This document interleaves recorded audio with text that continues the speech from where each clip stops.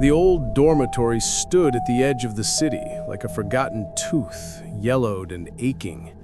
Students avoided the eastern wing after dark, whispering about suicides, lost children, and voices in the walls. But Alina, a first-year student new to the city, had nowhere else to go.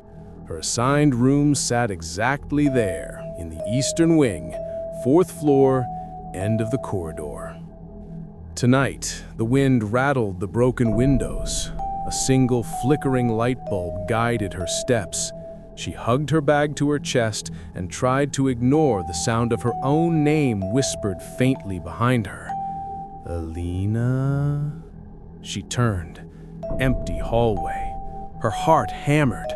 She muttered, "It's just the wind, just the wind." But the voice had been too sharp, too human. The key scraped against rust as she opened her door. The room smelled of mold and dust, with cracked plaster and a single mirror hanging crookedly near the door. She tossed her bag on the bed.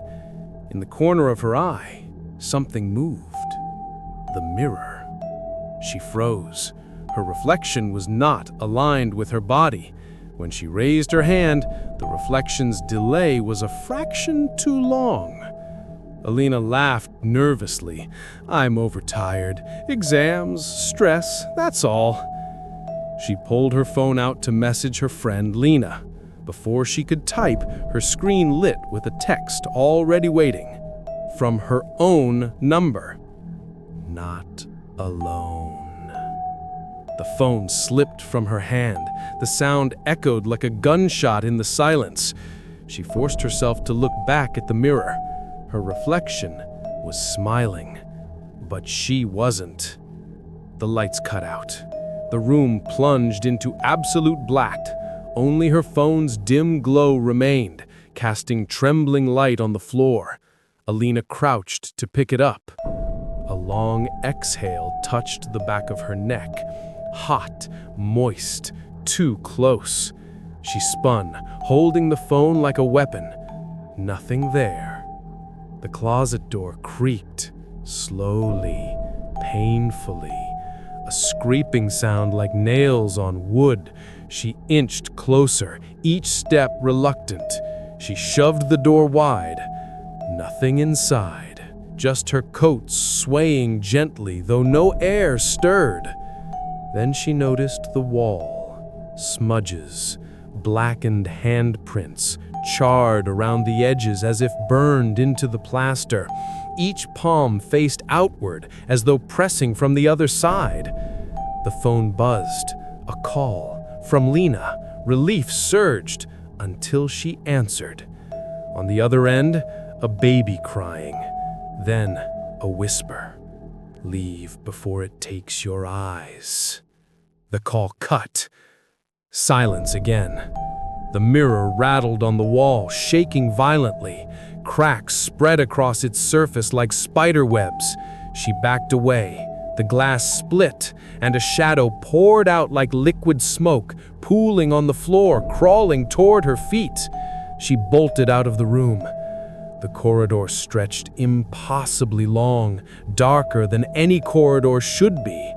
Doors along the hall stood ajar, like mouths opening slowly. She ran past, but from each doorway she felt eyes fixed on her. Something followed. She heard the footsteps, not behind, but perfectly synchronized with hers. When she stopped, they stopped. When she gasped, they gasped. She tested it. Stepped left, the echo stepped right. Not a copy, a hunter. She pressed against the peeling wall. "This isn't real. I'm dreaming." The nearest door slammed shut with a thunderous crack. Then another, then another. The corridor erupted in slamming doors until only the final one remained open, her only path forward. She stepped inside. This room was colder.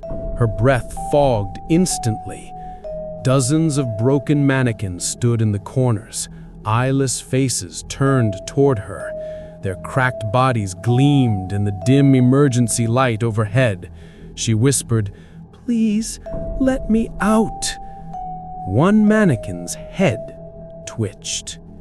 Its sockets, empty a moment before, filled with dark liquid that rolled upward like reverse tears. Then slowly, faint glowing eyes opened where none had been. Then another mannequin blinked, and another. Soon, every mannequin stared directly at her, eyes glowing faintly white. They whispered in unison, though their mouths did not move. "You're late." Alina stumbled back, knocking over one figure. Its porcelain head cracked, spilling not dust, but damp human hair. She gagged. The mannequins stepped forward, synchronized, their joints popping. She turned and ran. Stairs, finally stairs. She flew down, two at a time, breath tearing her lungs. At the bottom, the exit door waited. Relief surged, until she saw the boards nailed across it, old wood soaked in something dark. A hiss came from behind. The mannequins had followed, but twisted now, limbs elongated, necks too long, jaws gaping wider with each step. She grabbed a loose board, yanked it free. The door rattled, but would not open. Then, in the corner of her eye, a flicker. An old television. It wasn't there before. Static buzzed, then an image formed. Her, but older, face hollow, eyes white and empty. On screen, the older Alina lifted a hand, then pushed it outward. The hand pressed through the glass, reaching into her world. She screamed and smashed the TV with the board. Glass exploded, but instead of wires and sparks, the room transformed. The walls dissolved into black corridors lined with mirrors, thousands of them, stretching forever. She turned in circles. Each reflection was her, but twisted. One version's skin peeled away, another's eyes gouged out, another hanging limp from a rope. Each reflection smiled as though pleased. She backed away, but one mirror rippled like water. A pale hand emerged, clawing at her shoulder, another hand from another mirror. Soon, dozens reached, dragging her closer. Her final scream echoed endlessly, overlapping with hundreds of her own voices. The camera pulled close to her eyes. In her pupils, the true thing revealed itself, a shadowy creature, towering, faceless, always behind her since the first whisper.